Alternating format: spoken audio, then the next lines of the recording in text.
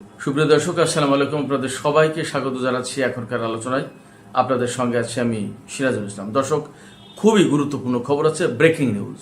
Saudi আরবের আকাশসীমায় অবরোধ আরোপ করেছে ইয়েমেনের হুতি সমর্থিত সরকার। বলেছে আন্তর্জাতিক কোনো বিমান যেন সৌদি আরবের আকাশসীমায় চলাচল না করে। এদিকে হরমুজ প্রণালীতে নিয়ন্ত্রণ ধরে রাখার জন্য প্রয়োজনীয় আইন প্রণয়ন করার আহ্বান জানিয়েছে ইরানের জাতীয় সংসদ। একই সাথে ইরানের সামরিক বাহিনী বলেছে যুদ্ধ করে আমেরিকা হরমুজ প্রণালী খুলতে পারবে না। এর মাঝে আন্তর্জাতিক বাজারে তেলের দাম আকাশচুম্বী। আবার এক মাসের ভেতরে এখন সর্বোচ্চ পর্যায়ে আন্তর্জাতিক বাজারে তেলের দাম। এপাশে ইরানের সর্বোচ্চ নেতা আয়াতুল্লাহ আলী খামেনি, যিনি শহীদ হয়ে গেছেন, তার শাহাদাতের প্রতিশোধ নেওয়ার জন্য ইরানের জাতীয় সংসদের 180 জন সদস্য একটি কড়া বিবৃতি প্রকাশ করেছে। একই সাথে ইরানের সাবেক প্রেসিডেন্ট মাহমুদ আহমাদিনেজাদকে নিয়ে নানান ধরনের গুজব এবং খবর বেরিয়েছে। আসলে বাস্তবতা কি? সুপ্রিয় দর্শক, এই বিষয়গুলো নিয়ে এখন আমি আপনাদের সামনে মোটামুটি বিস্তারিত আলোচনা তুলে ধরার চেষ্টা করব। আশা করি আপনারা শেষ পর্যন্ত সঙ্গে থাকবেন। আর ভিডিও ভালো লাগলে লাইক, কমেন্ট, শেয়ার করবেন এবং চ্যানেলটি সাবস্ক্রাইব করে সাথেই থাকবেন। দর্শক, প্রথম যে আলোচনাটা করতে চাই সেটি হচ্ছে ইয়েমেনের হুতি আনসারুল্লাহ আন্দোলন সমর্থিত সরকার ঘোষণা করেছে যে সৌদি আরবের আকাশসীমায় যেন আন্তর্জাতিক কোনো বিমান সংস্থা তাদের বিমান পরিচালনা না করে পরবর্তী নির্দেশ না দেওয়া পর্যন্ত। ইয়েমেনের হুতিরা একদম পরিষ্কার করে বলেছে যতক্ষণ পর্যন্ত সৌদি আরবে ইয়েমেনের উপর থেকে তাদের অবরোধ প্রত্যাহার করে না নেবে ততক্ষণ পর্যন্ত সৌদি আরবের উপর এই অবরোধ বা এই সতর্কবার্তা বহাল থাকবে। এর মানে কার্যত সৌদি আরবের সাথে ইয়েমেনের যে নতুন করে সংঘাত শুরু হয়েছে সেই সংঘাতের একটা চূড়ান্ত পরিণতি কিন্তু এই দিকে গেল।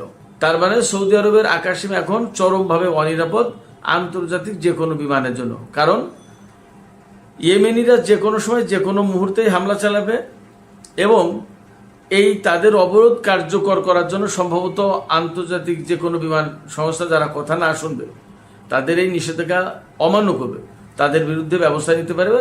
তার মানে ড্রোন এবং ক্ষেপণাস্ত্র হামলা চালাতে পারে। সেক্ষেত্রে এখন সৌদি আরবকে হয় একটা মীমাংসায় আসতে হবে ইয়েমেনের সাথে, আর না হয় সৌদি আরবের উপর ইয়েমেন সামরিক শক্তি প্রয়োগ করে অবরোধ আরোপ করবে বা অবরোধ বাস্তবায়ন করবে। এখন মধ্যপ্রাচ্যের যে ক্রিটিক্যাল পরিস্থিতি, এই অবস্থায় ইয়েমেন এবং সৌদি আরবের ভেতরে যদি এই রকমের মারাত্মক দ্বন্দ্ব, সংঘাত, সংঘর্ষ, যুদ্ধ শুরু হয়, তাহলে প্রশ্ন এসে যাবে যে সৌদি আরবের সাথে যে জোট ছিল বাহরাইন, সংযুক্ত আরব আমিরাত, মিশর, সুদান, এই সমস্ত দেশও কি নতুন করে আবার ইয়েমেনের বিরুদ্ধে যুদ্ধ শুরু করবে কিনা? মধ্যপ্রাচ্যের বর্তমান প্রেক্ষাপট কিন্তু ভিন্ন।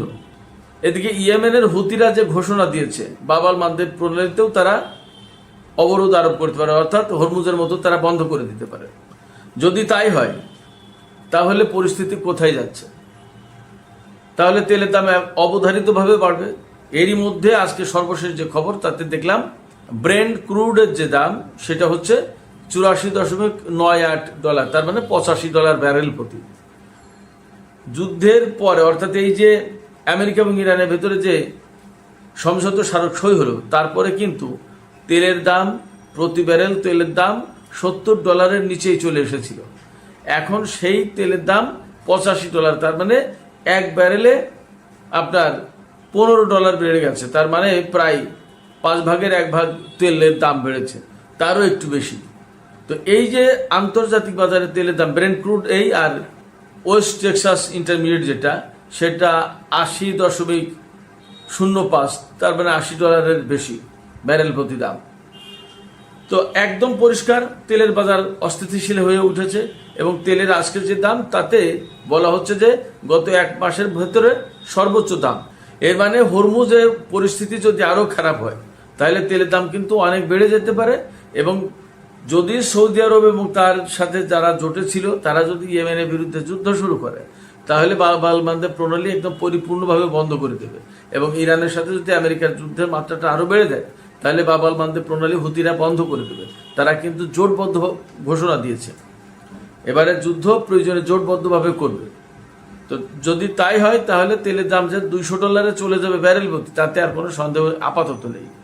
আর এই সংকট, এই সন্দেহ কোথা থেকে আসছে মূলত মার্কিন প্রেসিডেন্ট ডোনাল্ড ট্রাম্প বলেছেন যে মঙ্গলবার অর্থাৎ আজকে আর কয়েক ঘন্টার ভেতরেই আমেরিকার সেনারা হরমুজ প্রণালী এলাকায় আবার নেভাল ব্লকেড মানে নৌ অবরোধ আরোপ করবে। তার মানে দাঁড়াচ্ছে ইরানের কোনো জাহাজ হরমুজ প্রণালী দিয়ে বের হতে পারবে না। তো হরমুজ প্রণালী দিয়ে যদি ইরানের জাহাজ বের হতে না পারে, তাহলে ইরানও কারো জাহাজ বের হতে দেবে না। তার মানে হরমুজ প্রণালী কমপ্লিটলি শাটডাউন হয়ে যাবে। এখানে সবচেয়ে দুঃখজনক হচ্ছে যে আমেরিকা কিন্তু সেই 7 সমুদ্র 13 নদী পার হয়ে এসে মধ্যপ্রাচ্যে একটা প্রণালীর উপর ব্লকেট দিচ্ছে, যার প্রেক্ষাপটে আর একটা প্রণালী বাব আল মানদেব প্রণালীও কিন্তু বন্ধ হয়ে যেতে পারে। আবার ইয়েমেনের সাথে সৌদি আরবের যে যুদ্ধের আশঙ্কা তৈরি হয়েছে এখন নতুন করে বড় যুদ্ধে, তাতে মধ্যপ্রাচ্যের সামগ্রিক চিত্রটাই কিন্তু পাল্টে যেতে পারে। এই রকম যদি পরিস্থিতি দাঁড়ায়, আমরা এরই মধ্যে কিন্তু কয়েকদিন খবর পাচ্ছি যে কুয়েত এবং বাহরাইন আর সংযুক্ত আরব আমিরাত তো আগেই আমেরিকার সাথে জোট পাকিয়ে ইরানের বিরুদ্ধে হামলা চালিয়েছে। ব্যাপারটা যদি তাই হয় তাহলে এমন হয়ে যেতে পারে যে বাহরাইন, কুয়েত এবং সংযুক্ত আরব আমিরাত এই সমস্ত সব দেশের সাথে ইরানের যুদ্ধ করা লাগতে পারে। একই সাথে আমেরিকা তো করবেই, ইসরায়েলও কিন্তু লেজ পাকাচ্ছে। ইসরায়েলের প্রধানমন্ত্রী বেনিয়ামিন নেতানিয়াহু আজকেও ঘোষণা দিয়েছে, ইরান যদি ইসরায়েলের উপর হামলা করে তাহলে এবার সিনারিও ভিন্ন হবে, বড় কিছু ঘটবে, ব্যতিক্রম কিছু ঘটবে। তাহলে কি ব্যতিক্রম কি ঘটবে? তারা কি ইরানের উপর পরমাণু বোমা হামলা চালাবে? দেখা যাক কি হয়। তো সামগ্রিকভাবে মধ্যপ্রাচ্যের যে পরিস্থিতি খুবই উত্তপ্ত, খুবই সংকটাপন্ন এবং বড় যুদ্ধ শুরু হয়ে যেতে পারে। সৌদি আরব যদি ইয়েমেনের বিরুদ্ধে যুদ্ধ শুরু করে তাহলে সিচুয়েশন কিন্তু ভিন্ন হয়ে গেল। অ্যাট এ টাইম ইরানের সাথে আমেরিকার, কুয়েতের, বাহরাইনের, সংযুক্ত আরব আমিরাতের, ওপাশে সৌদি আরবের সাথে ইয়েমেনের। তখন ইরাক, সিরিয়ার যোদ্ধারা কি করে, লেবানন কি করে, কি পরিস্থিতি দাঁড়ায়, মারাত্মক রকমের অনিশ্চিত অবস্থা তৈরি হচ্ছে। এইরকম একটা সিচুয়েশনে তেলের দাম সত্যি আকাশচুম্বী হবে। গত যে যুদ্ধটা গেল 40 দিনে, সেই যুদ্ধের চেয়ে মারাত্মক অবস্থা তৈরি হবে, এতে কোনো সন্দেহ নেই। এই অবস্থায় প্রত্যেকটা দেশকে, বিশেষ করে বাংলাদেশের মতো দেশগুলোকে খুবই সতর্ক থাকতে হবে এবং দ্রুত তেলের মজুদ গড়ে তোলা দরকার। তা না হলে খুব বিপদে পড়ে যাওয়ার আশঙ্কা রয়েছে। ইরান কিন্তু পরিষ্কার করে বলেছে আমেরিকা যুদ্ধ করে কোনো মতেই হরমুজ প্রণালী খুলতে পারবে না। তার মানে ইরান এই হরমুজ প্রণালীর কন্ট্রোল ধরে রাখার জন্য যা খুশি মানে যা প্রয়োজন তাই করবে। এবং এই ব্যাপারে ইরানের জাতীয় সংসদে কিন্তু আইন পাশের কথাবার্তা চলছে। আইন পাশ যদি হয় এবং হরমুজ প্রণালী কন্ট্রোলের ব্যাপারে যে কমিটি হয়েছে, সেই কমিটিকে যদি দায়িত্ব দিয়ে দেয় সংসদ, তাহলে সেই কমিটি কিন্তু ওই দায়িত্ব পালন করতে বাধ্য। কারণ ইরানের সংসদে আইন পাশ হলে সেই আইন মানতে তো বাধ্য। এদিকে ইরানের পক্ষ থেকে ইরানের জাতীয় সংসদের 180 জন সদস্য, তার মানে ম্যাক্সিমাম সদস্য একটা বিপ্লবী বিবৃতি প্রকাশ করেছে, মানে খুব কড়া বিবৃতি। এই কড়া বিবৃতিতে অঙ্গীকার ব্যক্ত করা হয়েছে যে তাদের সর্বোচ্চ নেতা শহীদ আয়াতুল্লাহ আলী খামেনি, তাকে যে হত্যা করা হয়েছে, তার এই হত্যার বা তার এই শাহাদাতের বদলা নেওয়ার অঙ্গীকার ব্যক্ত করেছেন এই 180 জন সংসদ সদস্য। তারা বলেছেন এই প্রতিশোধের পথ অব্যাহত থাকবে এবং আমরা অঙ্গীকার করছি যে প্রতিশোধের পথ থেকে আমরা সরে আসবো না এবং ইরানের সামরিক বাহিনী, জনগণ, ইরানের সংসদ তারা এই প্রতিশোধ নেওয়ার জন্য কার্যকর পদক্ষেপ নেবে। সেক্ষেত্রে একথা বলার যথেষ্ট সুযোগ আছে বা কারণ আছে যে ইরান কোনো মতেই তাদের সর্বোচ্চ নেতার শাহাদাতের যে প্রতিশোধ বা বদলা, সেই জায়গা থেকে সরে আসবে না। তার মানে আমেরিকার সাথে ইরানের যুদ্ধ বা সংঘাত খুব সহজে শেষ হয়ে যাচ্ছে, এটা ভাবার কোনো কারণ নেই। আজকে জাতীয় সংসদে যে ঘোষণা প্রকাশ করা হয়েছে, বিবৃতি প্রকাশ করেছেন 180 জন সদস্য, তার আগে আমি দুপুরে ভিডিওতে বলেছিলাম ইরানের বিশেষজ্ঞ পরিষদ সেই পরিষদ সর্বোচ্চ নেতার হত্যার প্রতিশোধ এবং বিচারের দৃঢ় অঙ্গীকার ব্যক্ত করেছে এবং সমর্থন ব্যক্ত করেছে। তার মানে ইরানের সব পর্যায় থেকে এই ব্যাপারে পরিষ্কার বক্তব্য আসছে এবং ইরানি জাতি বা ইরানের সামরিক বাহিনী সম্ভবত যারা ইরানের সর্বোচ্চ নেতাকে হত্যা করেছে তাদেরকে ছাড়বে না, তার জন্য যাই হোক না কেন। এই ব্যাপারে সুস্পষ্ট অবস্থান পরিষ্কার করার জন্য ইরানের শীর্ষ 3 প্রধানের প্রতি আহ্বান জানানো হয়েছে। শীর্ষ 3 প্রধান বলতে প্রেসিডেন্ট, বিচার বিভাগের প্রধান এবং জাতীয় সংসদের প্রধান, তার মানে স্পিকার, এবং সবাই সর্বোচ্চ নেতার বিচারের কথা বলছেন। এপাশে জাতীয় সংসদের পক্ষ থেকে আরেকটা আহ্বান জানানো হয়েছে।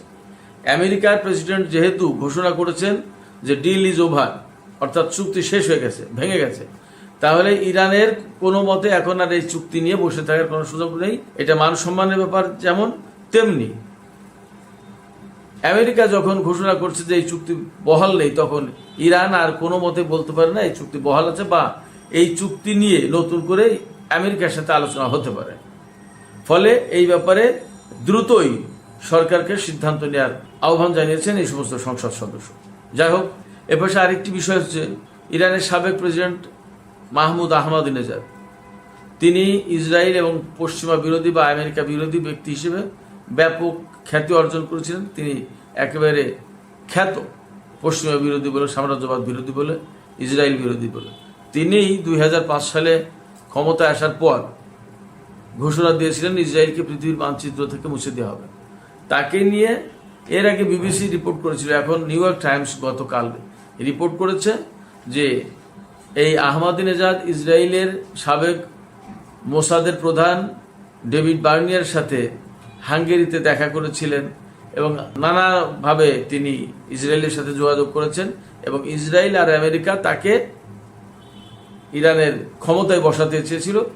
অর্থাৎ ইসরায়েল আমেরিকার সাথে মাহমুদ আহমাদিনেজাদ হাত মিলিয়ে ইরানের শাসন ব্যবস্থায় বা ক্ষমতায় আসতে চেয়েছেন, এইরকম একটা রিপোর্ট প্রকাশ করেছে নিউ ইয়র্ক টাইমস। এই ব্যাপারে মাহমুদ আহমাদিনেজাদের দপ্তর থেকে আজকে পরিষ্কার করে বলা হয়েছে এটা হলিউডের কল্পকাহিনী, সিনেমার মতো গল্প, এছাড়া আর কিছু না, বাস্তবতা তো নেই। এবং মাহমুদ আহমাদিনেজাদের এইরকম চিন্তা করার কোনো কারণ থাকতেই পারে না। চরমভাবে, একদম চূড়ান্তভাবে এই রিপোর্ট প্রত্যাখ্যান করা হয়েছে এবং মাহমুদ আহমাদিনেজাদকে যে গৃহবন্দী বলা হয়েছে, তার দপ্তর থেকে বলা হয়েছে তিনি তো মুক্ত। সেক্ষেত্রে নিউ ইয়র্ক টাইমসের এই প্রতিবেদন একেবারেই গালগল্প।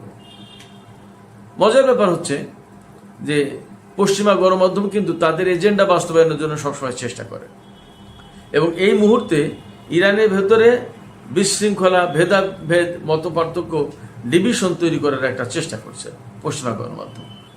সর্বোচ্চ নেতাকে হত্যা করার পরে যে ঐক্য প্রতিষ্ঠা হয়েছে, এই ঐক্য আগের চেয়েও বেশি। এখন যেখানে সরকার পরিবর্তন করতে এসেছিল, এখন তারা বিপদে পড়ে গেছে, আরো ঐক্য বেশি হয়ে গেছে। কি করা হবে?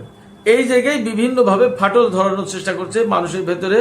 ফাটল ধরানোর চেষ্টা একজনের সাথে আরেকজনের, এক প্রতিষ্ঠানের সাথে আরেক প্রতিষ্ঠানের, জনগণের ভেতরে, এবং অবিশ্বাস, সন্দেহ, দ্বন্দ্ব, হতাশা ছড়িয়ে দেওয়ার চেষ্টা করছে। অনেকেই বলবো তাই নাকি প্রেসিডেন্ট মাহমুদ আহমাদিনেজাদ এই কাজ করতে পারলো?